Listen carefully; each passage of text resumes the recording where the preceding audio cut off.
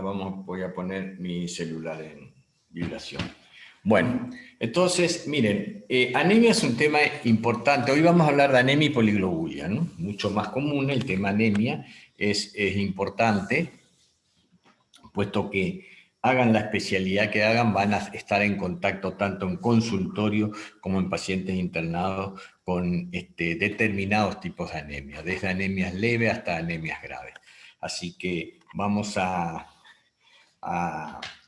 conversar con respecto a este tema. Yo le voy a dar los lineamientos principales respecto a la fisiopatología, una relación con la clínica y también está muy ligado el diagnóstico del tipo de anemia, así que vamos a tener aproximaciones a eso también.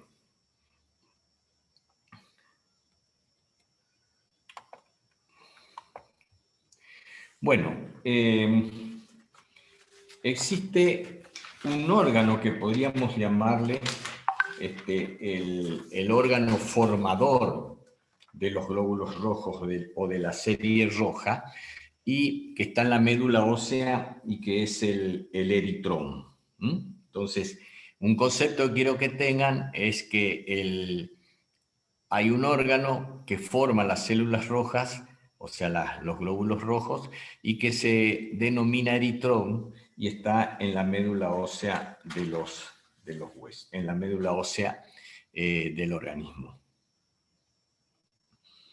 El eritrón entonces es el responsable de la producción de glóbulos rojos. Ahora, es muy importante la hormona eritropoyetina, que es secretada en los capilares peritubulares del riñón. Entonces, es esencial para la formación correcta de los glóbulos rojos, puesto que si hay déficit de eritropoyetina, las células progenitoras de la serie roja que están en el eritrón van a tener apoptosis temprana y no se van a producir suficiente cantidad de glóbulos rojos. Por supuesto que además de la eritropoyetina, el eritrón va a necesitar una serie de iones, vitaminas que van a complementar su función, la función de producción de glóbulos rojos, y que estos glóbulos rojos sean de características normales. Necesita del hierro, necesita del ácido fólico, necesita de la vitamina B12 y otros compuestos. Pero es esencial el eritrón, la eritropoyetina, que le da esa posibilidad a las células progenitoras rojas de no hacer apoptosis tempranamente.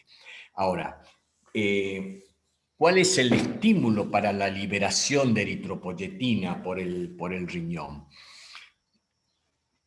El estímulo es la hipoxia. La hipoxia que se capta en distintos tejidos como el corazón, pulmón, en la atmósfera, en los vasos sanguíneos, o un consumo exagerado de oxígeno que disminuya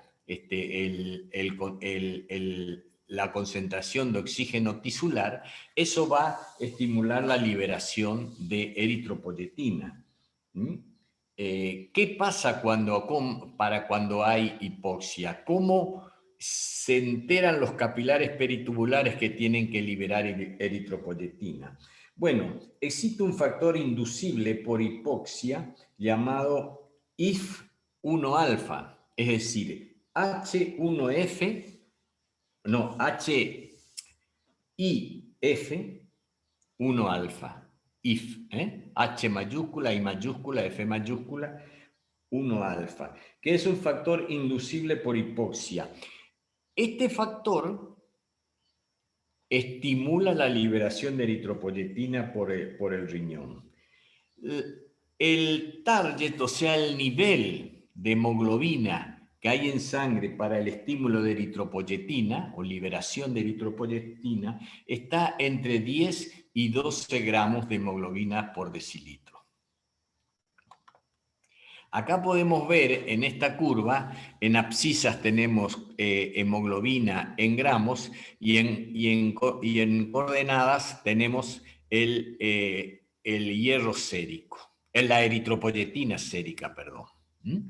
Entonces, fíjense cómo en abscisas que de 15, a medida que yo voy disminuyendo, pero cuando la disminución de la hemoglobina es de menos de 12 gramos, como hay un ascenso logarítmico, o sea, una curva bien empinada de aumento de eritropoyetina sérica. Significa que entre 12 y 15 gramos más o menos la eritropoyetina está, se ronda entre 9 y 26 miliunidades por mililitro.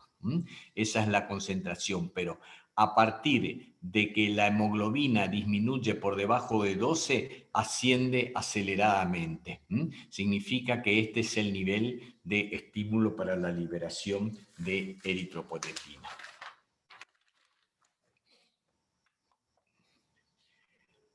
¿Cuáles son los valores normales de hematocrito? Bueno, 47 en hombres y 42 mujeres, pero el rango es 47 más menos 7 o 42 más menos 5. ¿Cuándo consideramos anemia? En el hombre cuando tenemos un hematocrito menor de 39%, y en la mujer menor de 35%. 39-40, ¿no es cierto? Porque si tenemos de menos 7 queda 40 como normal y 39 sería normal. Bueno, sabemos que un punto más, un punto menos no hace a la gravedad, pero para tener, nos vamos a mantener ahora con estos elementos de 39 o menos de 39 es anemia, y 35 anemia en el hombre y 35% de hematocrito en las mujeres también ya es anemia. Pero el verdadero concepto de anemia o definición es la disminución de gramos de hemoglobina y de hemoglobina normal, ¿no? Porque podemos tener gramos de hemoglobina en concentración normal, pero la hemoglobina ser patológica. Y entonces eso también es una anemia por causa de una hemoglobinopatía. Pero la Organización Mundial de la Salud determina que en hombres menos de 13 gramos de hemoglobina es anemia y en mujeres menos de 12 gramos. Bueno, acá lo mismo que lo puse en español está acá en esta tabla en inglés. Hemoglobina para hombres 13 a 18, para mujeres entre 12 y 16 es el normal. Fíjense que menos de 13 era anemia, como está acá, y menos de 12 es anemia en la mujer. El hematocrito, 40 a 52 y 35 a 47. Y este es el valor del volumen corpuscular medio, que es un índice matimétrico que se utiliza mucho para el diagnóstico de la anemia, para determinar qué tipo de anemia estamos teniendo y si es microcítica o macrocítica. Y bueno, cuando el volumen corpuscular medio es más de 100 o más, decimos que hay una macrocitosis, es una anemia megaloblástica. Y si es de 80, es microcítica. ¿Qué mecanismos compensadores presenta el organismo cuando se está ante una anemia? Bueno, si hay pérdidas pequeñas de sangre, el organismo lo compensa desviando la curva del oxígeno con la hemoglobina hacia la derecha.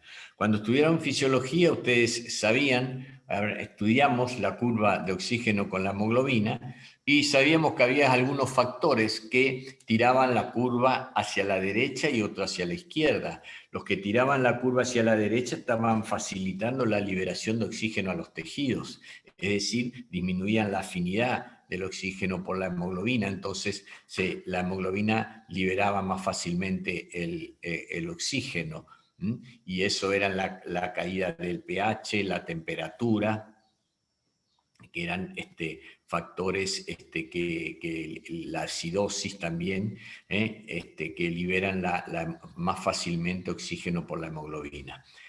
Pérdidas agudas, pero ya no tan pequeñas, en ellas domina el cuadro la hipovolemia. Ni el hematocrito ni la hemoglobina reflejan la gravedad. Es decir, si las pérdidas agudas pero ya no pequeñas pérdidas, vamos a ver cuáles son las no pequeñas, el cuadro que domina en principio es la hipovolemia y no en realidad el efecto de tener menos hemoglobina que lo normal. Y así tenemos que pérdidas del 10 al 15% de nuestro volumen circulatorio, nuestro volumen de sangre, lo que va a dar es una inestabilidad hemodinámica. Por eso puse acá que no es peligrosa la anemia en sí, con pérdida de 10 al 15%, sino la hipotensión y la disminución de la perfusión de los órganos. ¿Y qué significa esto? Bueno, que ya hemos hablado, y como mecanismos compensadores, incluso en la insuficiencia cardíaca, en la hipovolemia, en el shock, que el organismo sensa volumen arterial efectivo disminuido.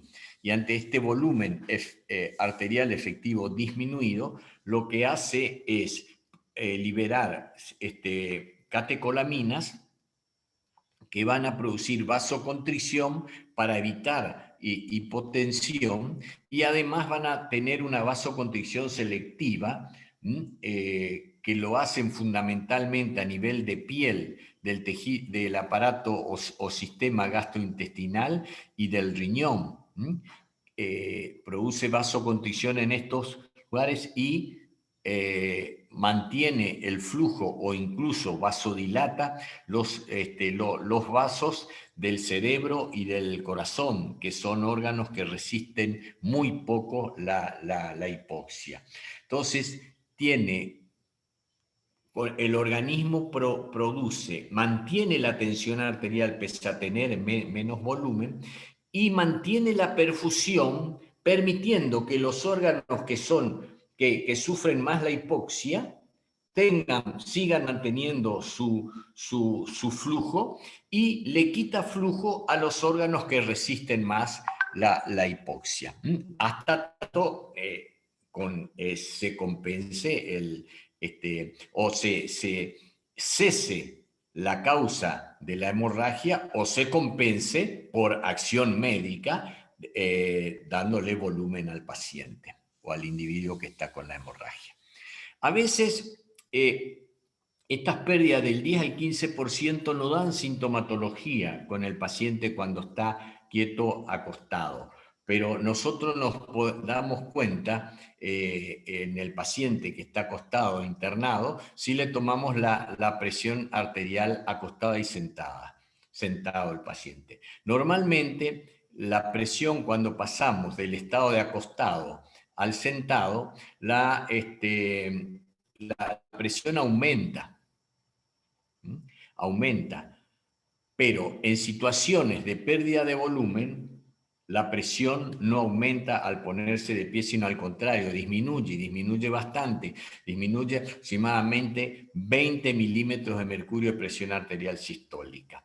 Entonces, una persona puede estar acostada a mantener presiones de 130-80, pero resulta que cuando le sentamos, la presión sistólica baja a 100. Eso se llama hipotensión ortostática y está indicando, aunque el paciente no sienta ninguna otra cosa, está indicando que la pérdida de volumen es de aproximadamente el 15%. Pérdidas mayores al 30% también ya provocan más sintomatología. ¿Por qué? Porque los mecanismos compensadores, como lo escribí ahí, no son suficientes ya. Miren, la vasoconstricción selectiva y la regulación del flujo no pueden evitar que el individuo esté con hipotensión. Tanto es así que este individuo va a quedar acostado y quieto porque no va a tolerar la posición supina. Directamente va a tener un síncope, no va a poder tolerar la posición de pie porque va a tener disminución del flujo hacia el cerebro. Entonces, pérdidas mayores del 30% son muy graves y hay que actuar rápidamente. El organismo está compensando al máximo, pero lo mismo no puede evitar la hipotensión y los efectos que va a llevar a esta hipotensión. Y si las pérdidas son mayores aún, sea, de 2 litros en un adulto, que es aproximadamente casi la mitad de la pérdida de la volemia, o sea, un 40%, esta hipovolemia sí o sí va a producir déficit de perfusión y va a llevar al shock. Con el shock va a provocar hipoflujo cerebral, lo que va a llevar a la confusión, hipoflujo en los músculos respiratorios, que va a llevar a la disnea. Hay diaforesis por marcada vasoconstricción a nivel de la piel y la hipotensión severa como signo del shock, taquicardia, y acá hay que reponer el volumen con urgencia, si no el paciente va a fallecer en cuestión de minutos o pocas horas. Ahora, cuando la anemia es crónica, hasta ahí estuvimos viendo pérdidas agudas. Cuando la anemia es crónica, los síntomas dependen no solo de la gravedad de la misma, es decir, si en vez de una mujer tener o un hombre tener 13 gramos de hemoglobina, está con 5 gramos de hemoglobina, eso es una pérdida grave, ¿no es cierto? Es grave, pero acá en la anemia crónica los síntomas dependen de la gravedad de la anemia en sí y de las comorbilidades que tiene el individuo.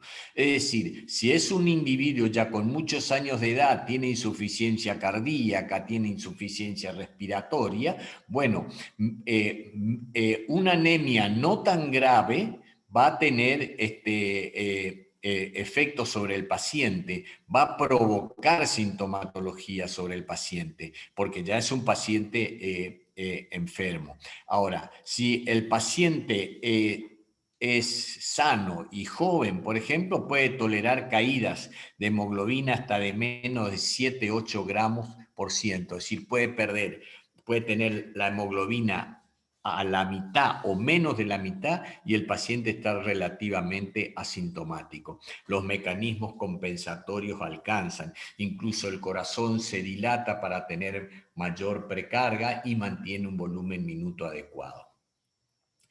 ¿Cuáles son los mecanismos compensadores de la anemia? De la anemia crónica establecida, bueno, sigue siendo la desviación hacia la derecha de la curva del oxígeno con la hemoglobina, los cambios regionales que se producen del flujo, vasoconstricción en los sistemas que toleran más la hipoxia, como piel, sistema gastrointestinal y riñón, y aumento del 2,3-difosfoglicerato, que es un compuesto de fósforo que compite con el oxígeno por la hemoglobina, es decir, se une a la hemoglobina en el mismo sitio donde se une el oxígeno, entonces lo desplaza. Con esto tira la curva hacia la derecha, es decir, la hemoglobina libera más fácilmente oxígeno y eso es beneficioso para el organismo porque está en hipotensión severa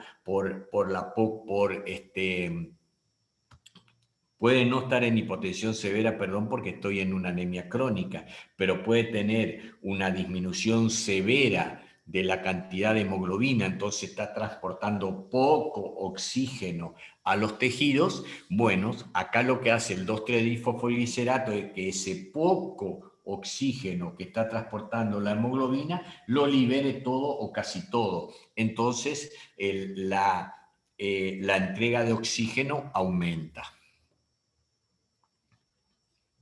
Y acá es para que recuerden esto por fisiología, la curva de disociación del oxígeno con la hemoglobina. Fíjense, esta es una curva normal que tiene una determinada, la curva normal tiene una determinada P50, que es el nivel de PO2 en el cual la hemoglobina está saturada al 50%. Fíjense, menos de 30, acá 20 y pico, 26 aproximadamente, es la P50, que es la presión arterial de oxígeno capaz de saturar al 50% la hemoglobina. Cuando la P50 aumenta la P50 aumenta más, la curva está tirada hacia la derecha. Fíjense, acá esta curva que está tirada a la derecha, la P50 en vez de ser 26 es 40. Significa que la hemoglobina libera más oxígeno. Cuando la P50 es mayor, es una hemoglobina que tiene poca afinidad por el oxígeno, es decir, lo libera, lo deja más libre en el plasma. Y el oxígeno del plasma es el que entra a la célula. Cuando la curva está hacia la izquierda, la P50 es menor. Es menor, como puede ser verse acá, menos de 20. Eso significa que la hemoglobina no está liberando. Está muy saturada, pero no libera porque no libera los tejidos. Es decir, en situaciones en situaciones de estrés, es beneficioso que la hemoglobina, la curva de la hemoglobina esté desviada hacia la derecha, porque entonces libera más fácilmente oxígeno. Acá tenemos los factores que liberan hacia la derecha, el aumento de la PCO2 y la pH, como vimos, esto es el efecto Bohr, aumento de la temperatura, aumento del 2,3-difosfoglicerato. Nuevamente para recordar los valores normales que hemos hablado y que hay variaciones fisiológicas más allá del sexo, como hemos visto, hay variaciones fisiológicas como por ejemplo, fíjense que al nacer qué nivel de hemoglobina existe y qué hematocrito. El niño, el adolescente va disminuyendo, el adulto mayor teniendo 16, por ejemplo, más menos 2, el hombre, el adulto mujer 13 más menos 2, como hemos visto. En la posmenopausia es más o menos similar, aunque de la mujer se parece más al hematocrito del hombre, se acerca un poquito más al del hombre sin llegar a alcanzarlo, y en el embarazo hay una anemia fisiológica del embarazo. Que puede haber otra anemia agregada, no fisiológica, es otra cosa. ¿Vamos?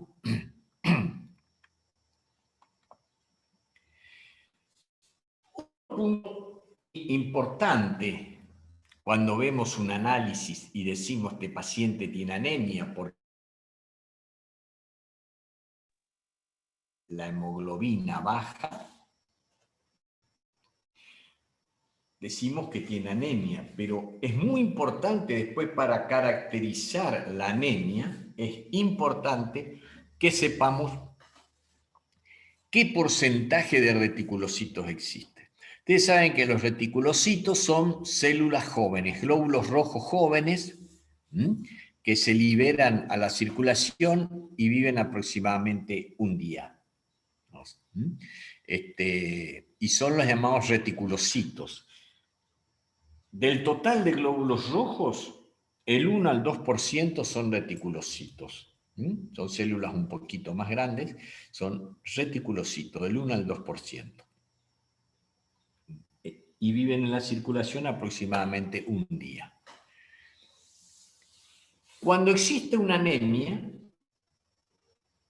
los reticulocitos, como se dan en porcentaje, seguramente aumentan, porque si yo tengo, por ejemplo, voy a dar el siguiente ejemplo. Si yo tengo 10 cubos, de los cuales 9 cubos son rojos y un cubo es azul, el cubo azul es el 10% de los cubos. Entonces decimos que el 10% de los cubos son azules, o es azul el 10%. Perfecto. Vamos a perder algunos cubos para haciendo la analogía con los glóbulos rojos, que se pierde una parte de glóbulos rojos porque hay anemia. Entonces, en vez de 10 cubos, resulta que yo tengo 5 cubos. 5 cubos. Yo perdí 4 cubos azules, analogando a los glóbulos rojos. Entonces sigo teniendo la misma cantidad de reticulocitos en números absolutos, pero desde el punto de vista de el porcentaje es mayor, porque acá va a ser el 20%. Entonces los reticulocitos, o sea, los cubos azules, fueron al 20%.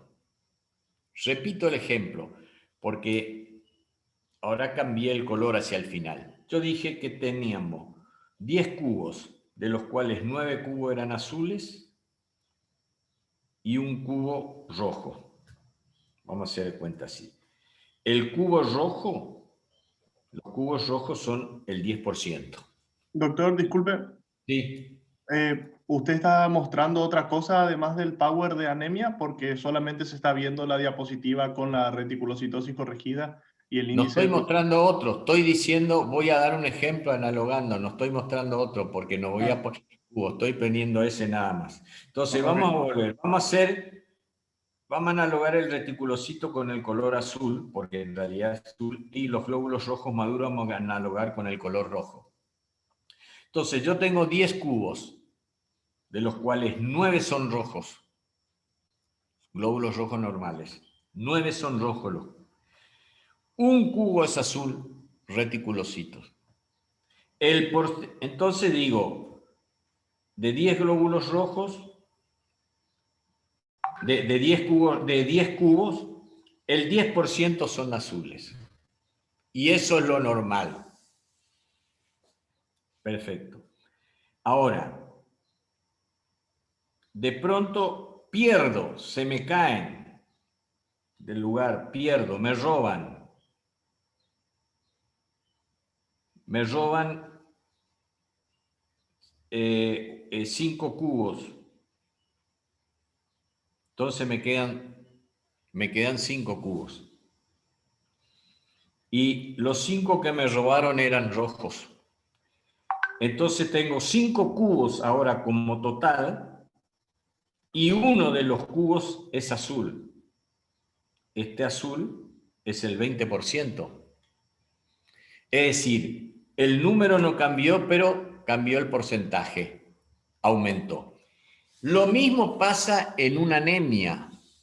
Momento, en una anemia perdimos glóbulos rojos, maduros, disminuyó el número de glóbulos rojos, maduros o normales, no aumentó a lo mejor los reticulocitos en número, pero sí el porcentaje aumentó.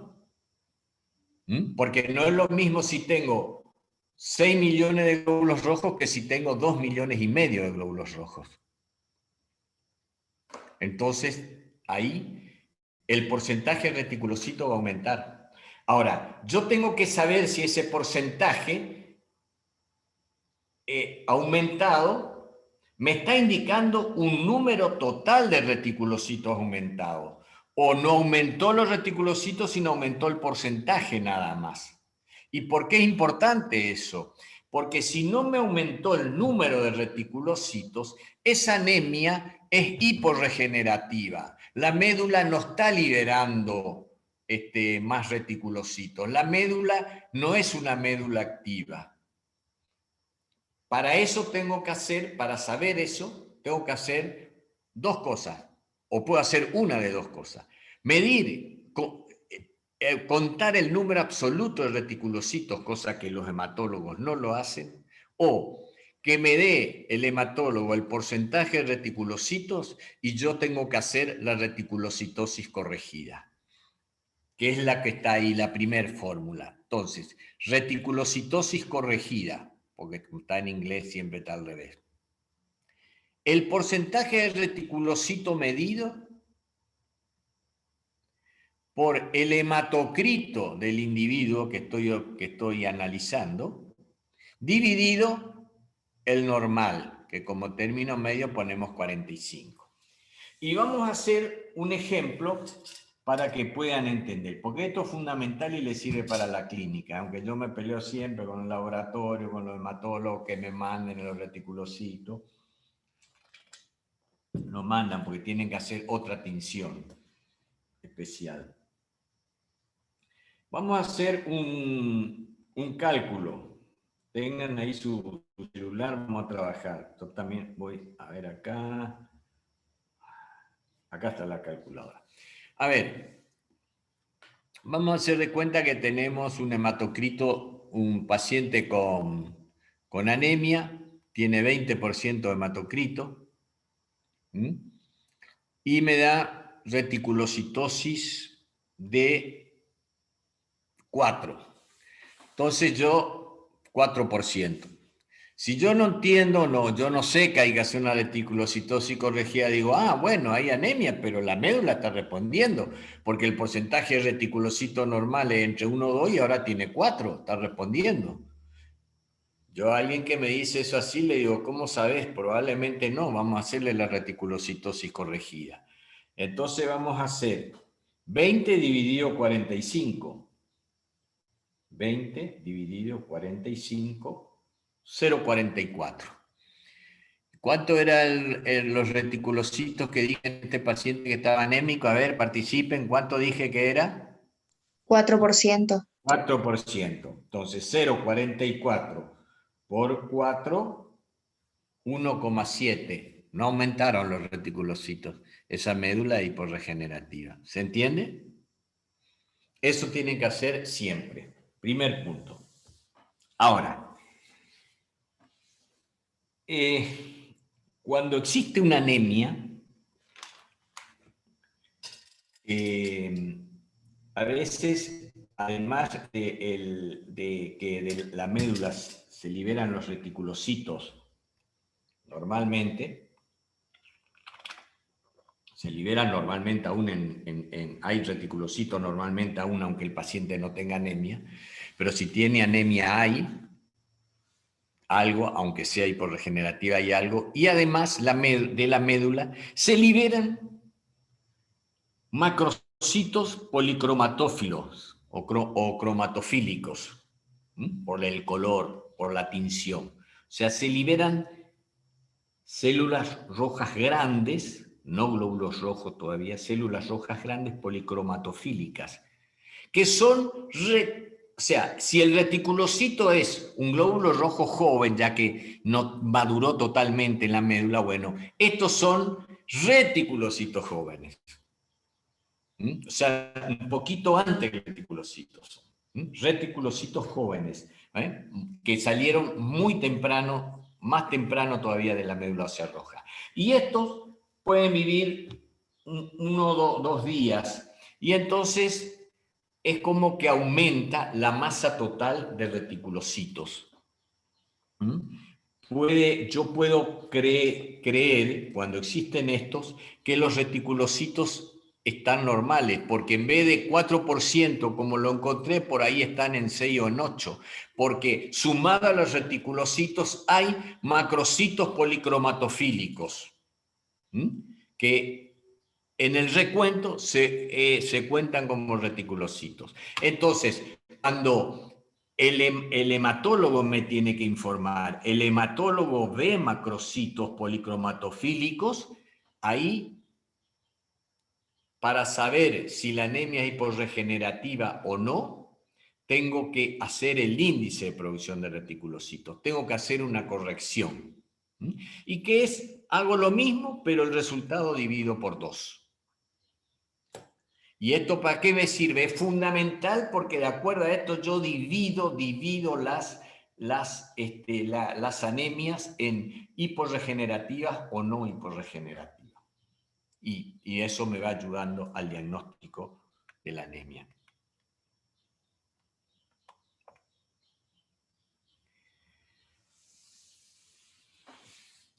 Fíjense, este es un ejemplo del Harrison.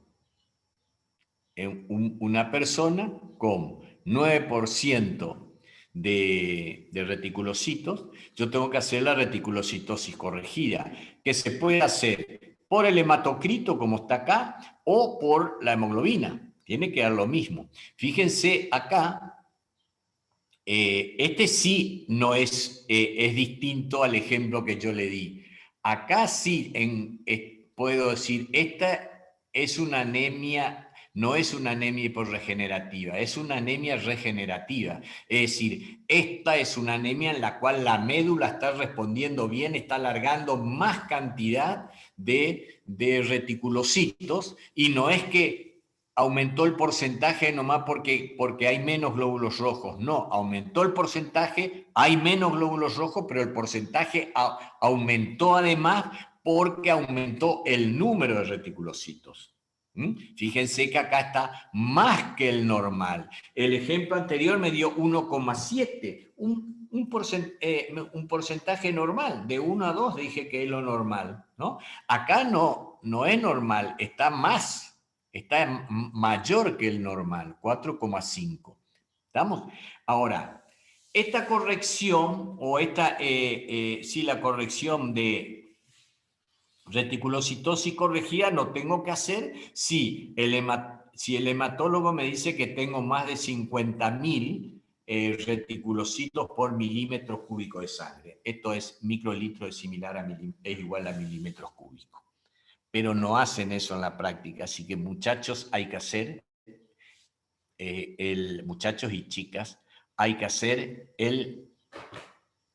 la reticulocitosis corregida.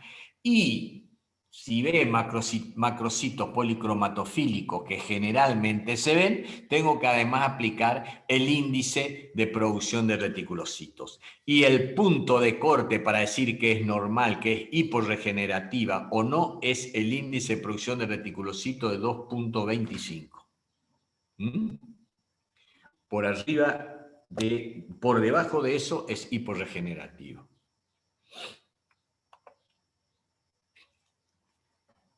Fíjense, en 15 gramos de hemoglobina, que es normal, el índice de producción de reticulocitos va a ser 1 y el número de reticulocitos va a ser 50.000 por milímetros cúbicos. Con hemoglobina menor, en una médula que funcione bien, el índice de producción de reticulocitos va a estar entre 2 y 2,5. Si está en 2, está un poco baja, y si está en 2,5, está normal.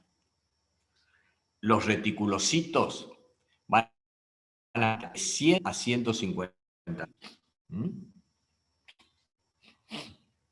Acá en 2 aumentó, pero no aumentó lo suficiente. ¿Estamos? Con 8 gramos de hemoglobina, el índice de producción de reticulocitos está entre 3 y 4. En una médula que funciona bien. En un eritrón que produce buena cantidad, que tiene buena capacidad de producir células rojas. Fíjese que para que este índice de producción esté de 3 a 4 es porque aumentó el número de reticulocitos. Por eso, si a mí me mide el hematólogo el número de reticulocitos, no tengo que hacer estos cálculos, ¿tá? Pero es más fácil hacer estos cálculos. Esto es más de lo mismo. Tenemos con 45, nada más que acá es con hematocrito, 45 de hematocrito, el reticulocitos periféricos viven un día en sangre y 3,5 días están en la médula, en el eritrón. Un hematocrito de 35%, los eritrocitos viven un poco más, con 25 viven 2 días y con 15 2 días y pico. Por eso es que se tiene que hacer el índice de producción de reticulocitos para la corrección. Porque si no hacemos eso, podemos tener una idea falsa de la respuesta de la médula. Porque como mecanismo defensivo del organismo, cuando el hematocrito empieza a bajar, los reticulocitos viven un poquito más. ¿Vamos? Y podemos tener una idea falsa de que la médula está produciendo más reticulocitos, y no está produciendo más reticulocitos, sino que estos reticulocitos están viviendo más, son más viejos. ¿Mm?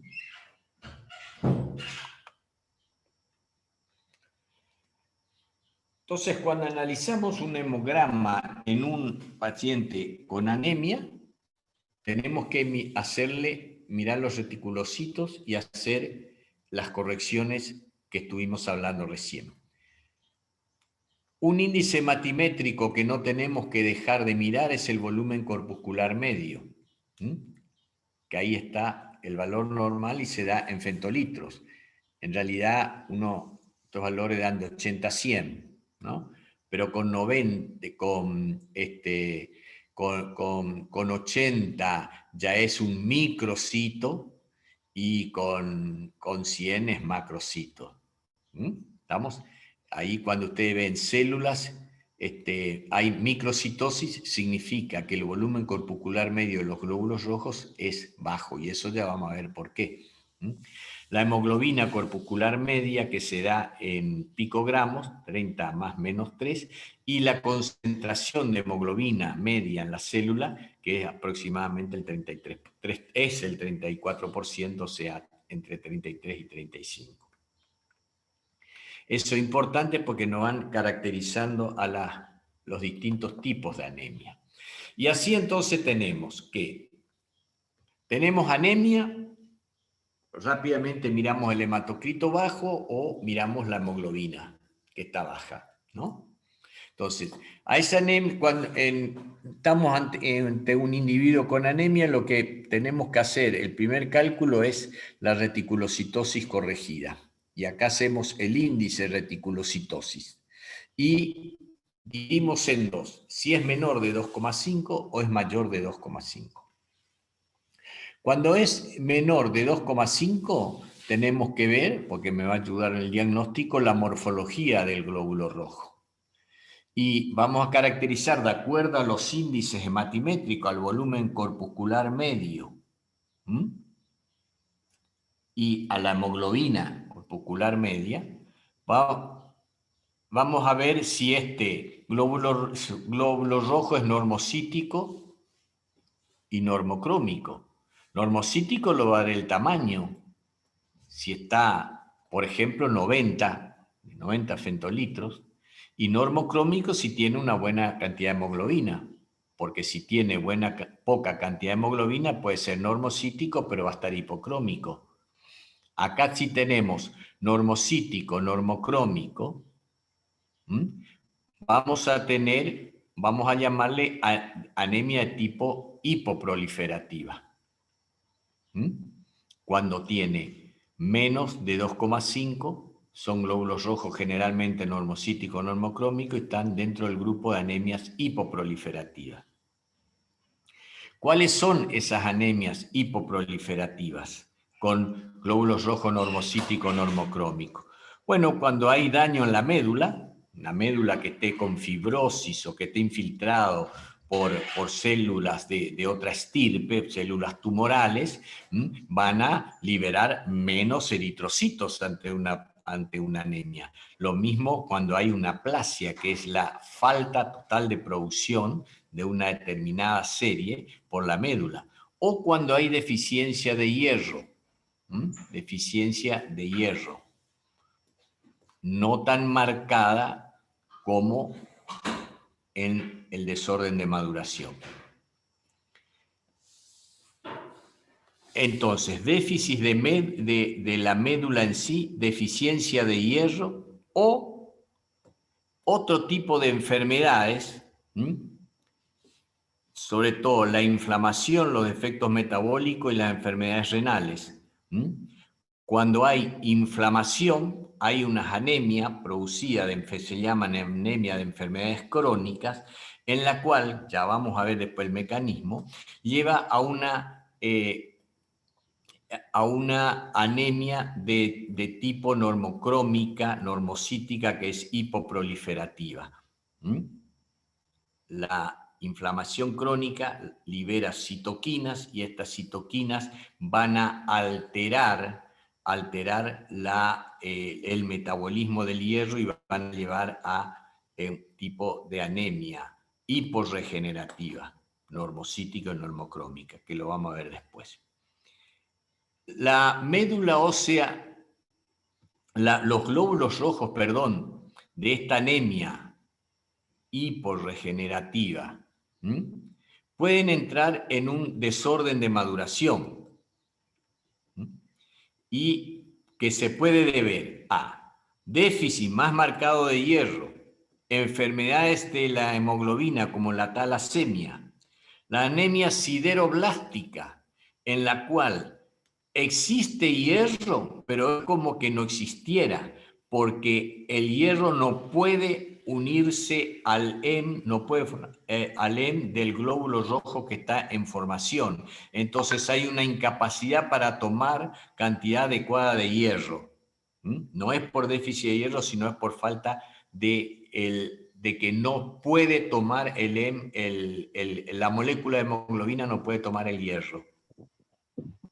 Y también otros defectos nucleares que se producen por déficit de vitamina, que ya hemos nombrado, déficit de ácido fólico, vitamina B12, o toxicidad por drogas.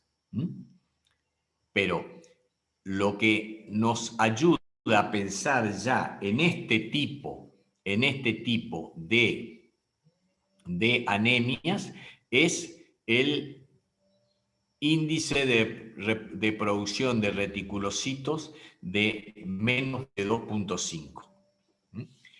Entre las anemias con un índice de reproducción de más de 2.5 es más fácil el diagnóstico acá. Generalmente son anemias donde hay hemorragias o hemólisis, con una médula que funciona bien o relativamente bien y que puede liberar adecuada cantidad de reticulocitos. Por eso el índice de reproducción es de 2.5. Tenemos las pérdidas de sangre, las hemorragias, la hemólisis, enfermedades por las cuales de distintas causas, por las cuales se produce una rotura de los glóbulos rojos y esto lleva a una disminución con destrucción de hemoglobina, por supuesto, y lleva a una disminución de la cantidad de hemoglobina y del hematocrito. Me esperan un segundito que estoy teniendo una llamada urgente del hospital. Voy a comunicarme y ya estoy de nuevo. Por favor, no corten.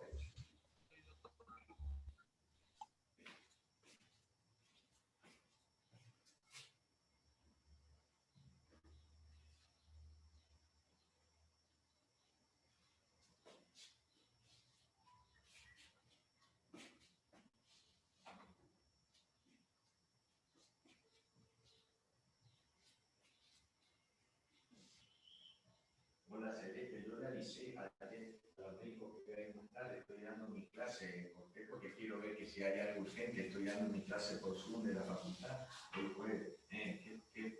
¿No está bien?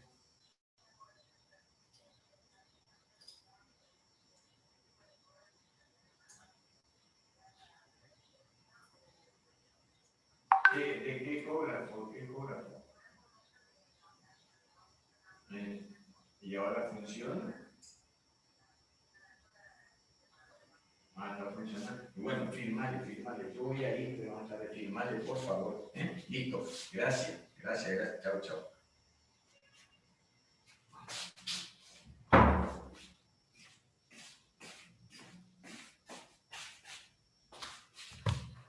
Bueno, seguimos. Disculpen. Y acá quiero introducirle en un concepto que seguramente ustedes no lo saben porque todavía los libros de fisiología no hablan mucho de la hepsidina, ni por supuesto entre el conocimiento de los médicos no está lo suficientemente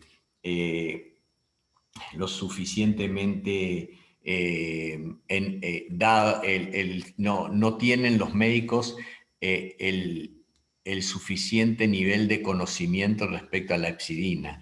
Es decir, que es una hormona, ya les digo que no está comprendida en su dimensión real.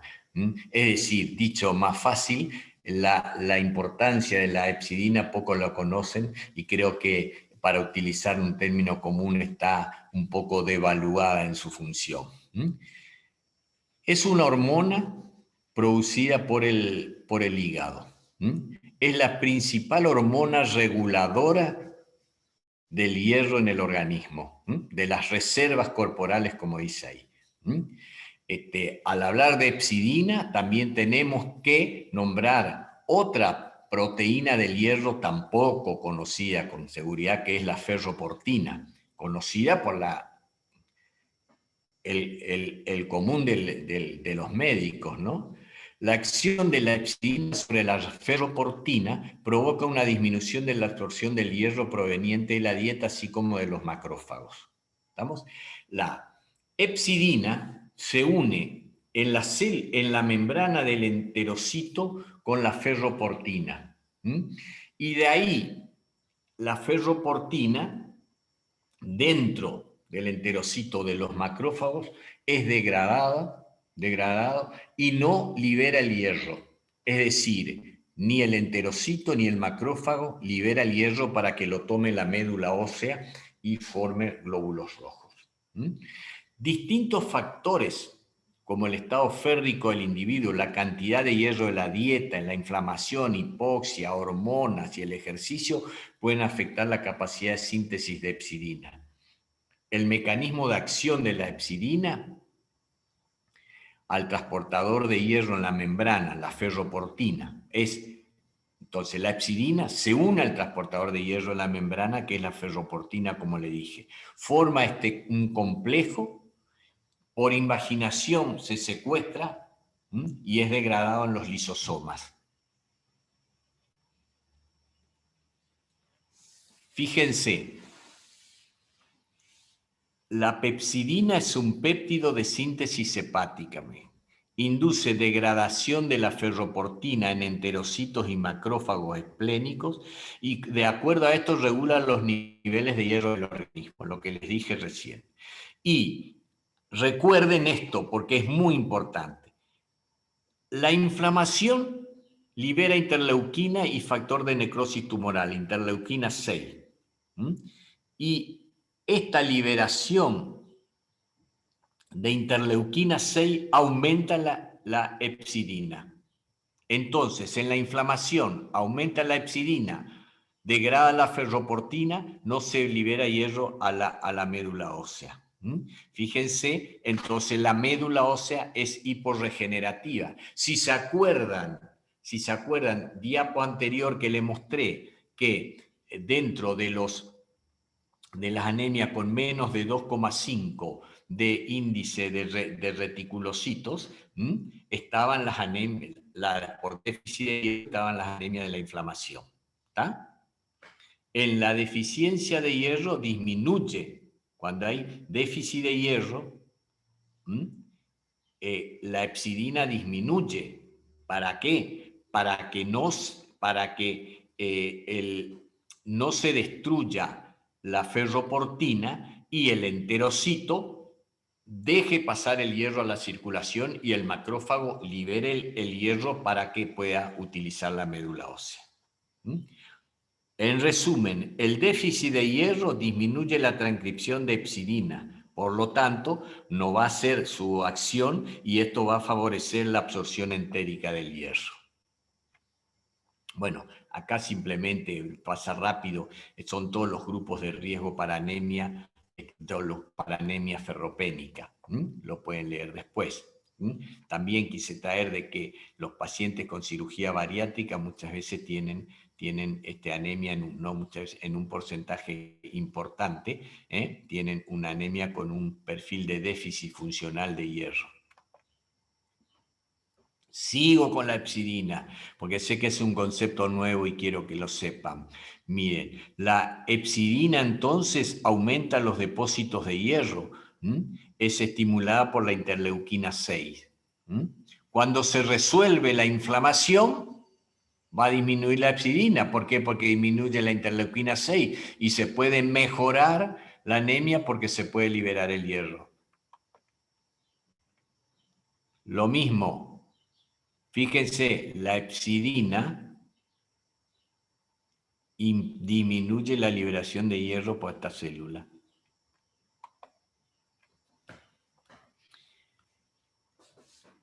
¿Cómo se diferencia una anemia por deficiencia de hierro o por inflamación? Porque le dije que los dos pueden tener más o menos, pueden tener los glóbulos rojos de tamaño y de aspecto normal.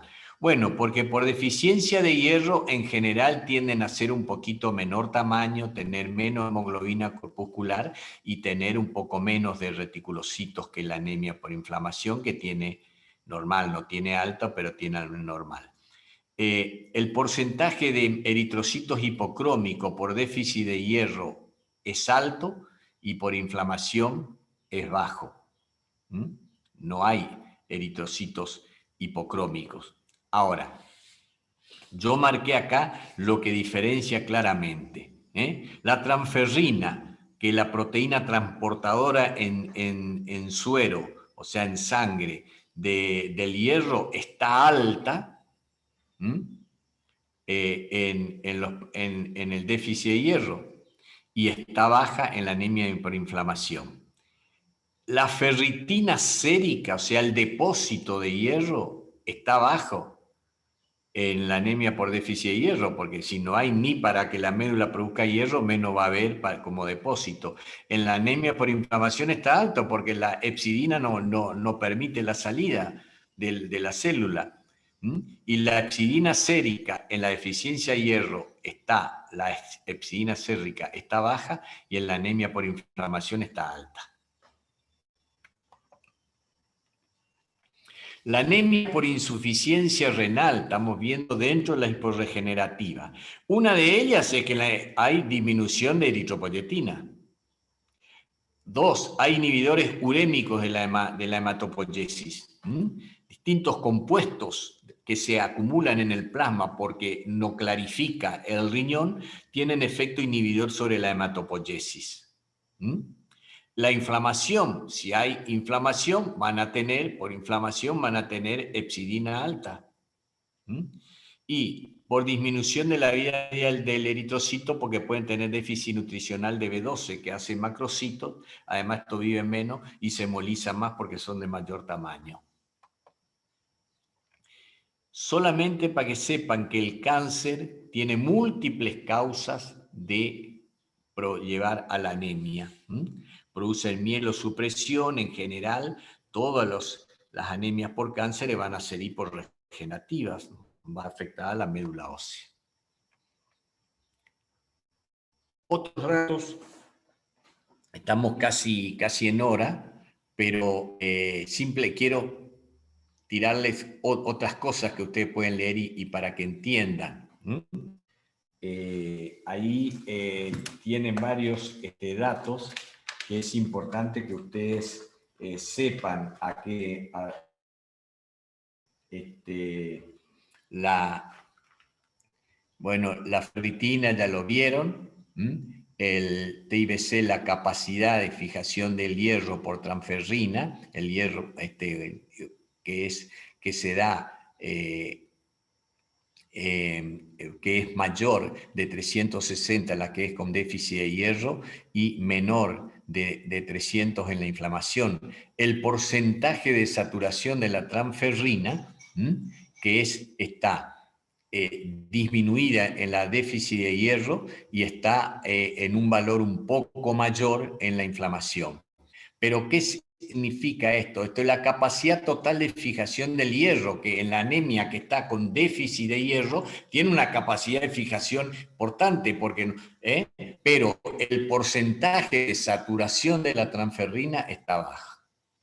Y acá, en este cuadro, usted lo ve, pues lo vamos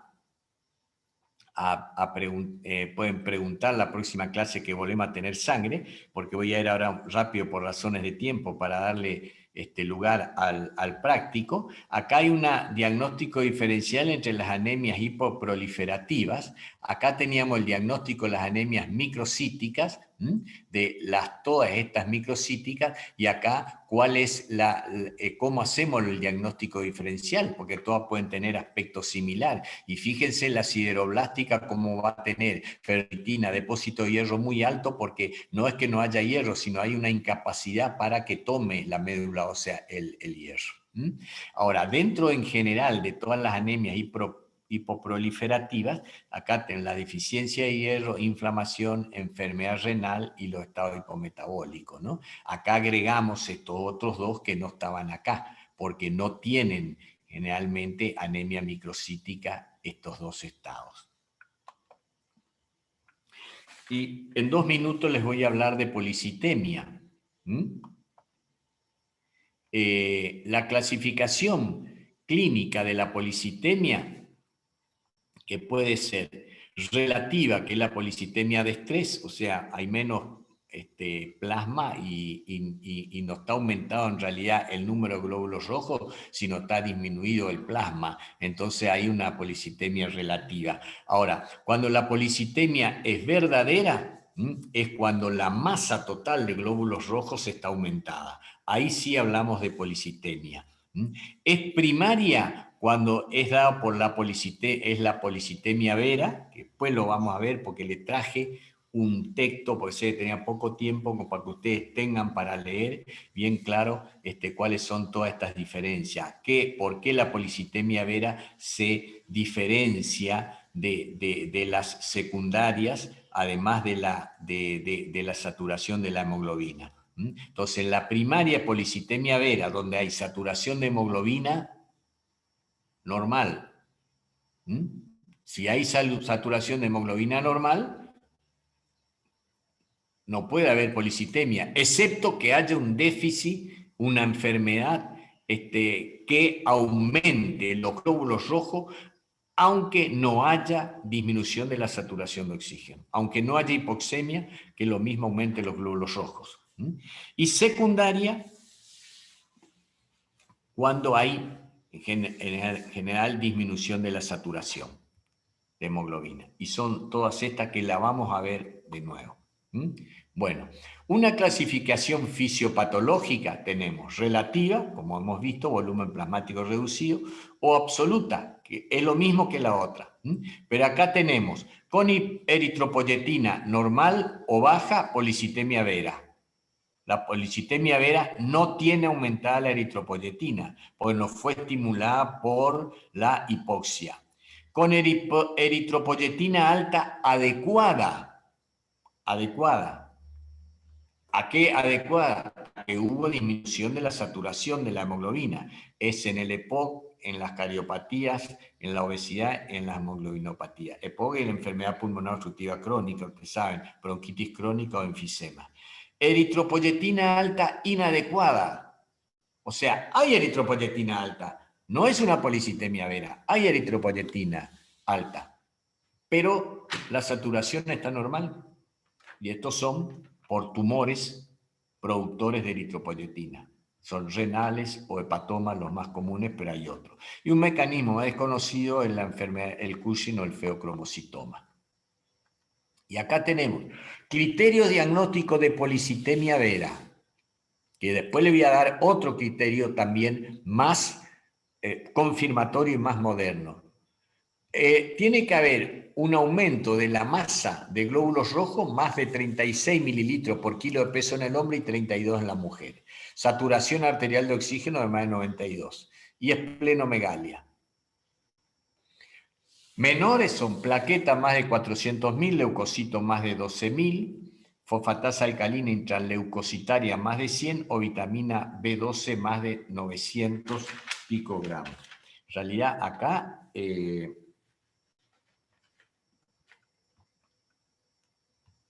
leucocitos es con C. Bueno, miren, acá les traje esto que está copiado del Cecil, es lo mismo que está ahí, pero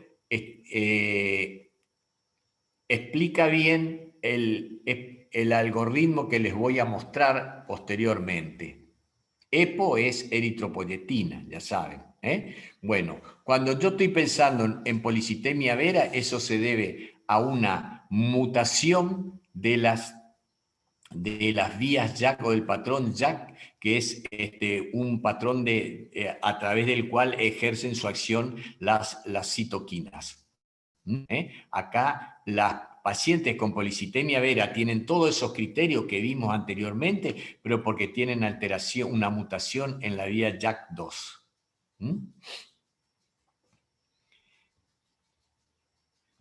Y acá, en todo este otro texto, lo que hace es describir esto que yo les comento ahora. ¿Cómo estudio un paciente con policitemia? ¿Cómo voy a ver? Primero, voy a pensar cuando tengo aumento del hematocrito, aumento de la hemoglobina, así que es lo contrario de la anemia, ¿no? Ahora, si tengo aumento de alguno de estos, tengo que medir la masa de glóbulos rojos. Si es normal la masa de glóbulos rojos, es una eritrocitosis relativa. Es relativa, es por disminución del plasma nada más. Ahora, si los glóbulos rojos están elevados, tengo que medir eritropoyetina. Para ver si esos glóbulos rojos responden a un aumento de eritropoyetina o no. Si la eritropoyetina está baja, tengo que pensar en policitemia vera. Y para confirmar el diagnóstico, ahí ya le digo, tengo que pedir que me hagan que me confirmen la mutación de la vía JAK2. Tengo que pedir un estudio genético que me confirme esta mutación. Esto es una enfermedad tipo neoplásica y es mortal. Si bien tiene tratamiento que prolonga la vida un tiempo, pero bueno, es una neoplasia. Ahora, si la eritropoyetina está elevada, tengo que medir la saturación arterial de oxígeno para ver si es, como le mostré antes, si está elevada adecuadamente o no. Es adecuado cuando la saturación de oxígeno está baja. Saturación de oxígeno está baja y tengo eritropoyetina alta y tengo masa de glóbulos rojos aumentado, esto es un EPOC, lo más probable. Si la saturación es normal, tengo que preguntar si es fumador. Si es fumador, tengo que medir los niveles de calcio y hemoglobina. Si están elevados, policitemia por tabaquismo. Si no es fumador, tengo que medir la afinidad del oxígeno por la hemoglobina. Tengo que medir la P50. P50. Si la P50 está aumentada, quiere decir que está aumentada la afinidad por la hemoglobina, es una hemoglobinopatía. Talasemia, bueno, la talasemia da anemias, pero cuando hay distintos tipos de hemoglobinopatía, va a estar aumentada la masa de glóbulos rojos, porque como estas hemoglobinas liberan menos oxígeno, tiene que aumentar la cantidad de hemoglobina ese individuo para poder tener una cantidad de oxígeno compatible con la vida. Si la hemoglobina es normal, o sea, la afinidad de la hemoglobina está normal, ahí sospecho tumores productores de eritropoyetina. La policitemia vera no se confundan, esa no produce eritropoyetina. Ni tiene disminución de la saturación. Estos tumores tienen eritropoyetina alta y tienen saturación normal y hemoglobina normal. ¿Está? Bueno, van a quedar lugar para muchas preguntas, pero tienen que ir al práctico, donde van a hablar policitemia, van a hablar de anemia y ahí seguramente van a hablar un poquito de anemias ferropénicas también y de anemia por B12. traten de ubicarlo en todas estas categorías que yo le dije. Y no se olviden de la hepsidina, ni de la ferroportina, ni de la eritropoyetina. Muy bien. Hasta la próxima entonces y estudien, ¿eh? Gracias. Muchas gracias. Gracias, Doc. Muchas gracias. Gracias. Que tenga buen día. Gracias, igualmente.